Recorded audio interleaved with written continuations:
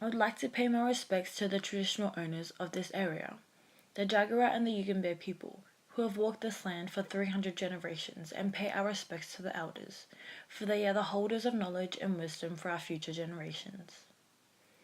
My name is Memory Manapori. I am a female of Cook Island and Samoan descent who was born and raised in Auckland, New Zealand for the first 5 years of my life.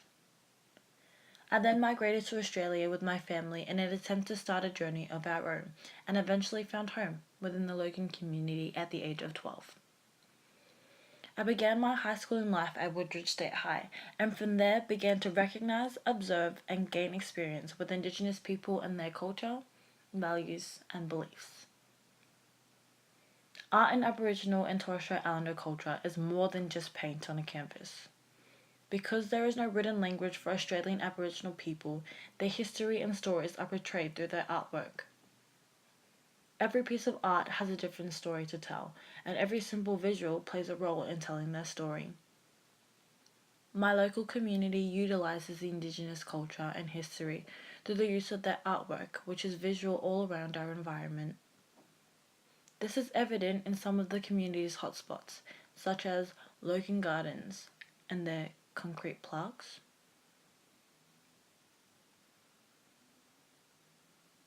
the Logan City Council and their display of Indigenous flags, Meadowbrook's headspace and their acknowledgement to country, and even the local shops and their merchandise. In addition to Logan's vast display of Indigenous art, it is also home to the Aboriginal and Torres Strait Islander Community Health Service. Here they provide health services such as dental care, Mums and Bobs program, physiotherapy, diabetes education, and even speech pathology to the Indigenous people of Logan. In saying so, the local community in which I live in provides what I believe to be one of the most culturally recognized communities in regards to the traditional owners of the land.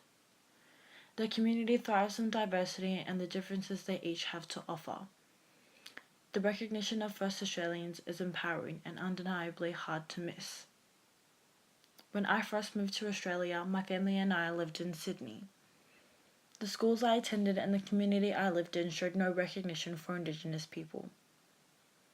There was no education provided on the traditional owners and no presence of acknowledgement to country at school assemblies. I had no knowledge of who they were and what their history included. I then moved to Brisbane, Logan, where the difference was overwhelming.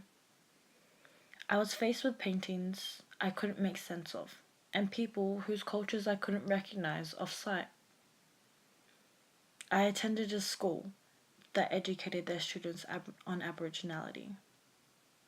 It was at this point where I learned the difference. I was then able to differentiate their artwork from others, and I was also able to connect with their people more because of the newfound understandings I had. Indigenous art, alongside their people and their land, is exactly why I am privileged to live in the community of Logan. Thank you for listening.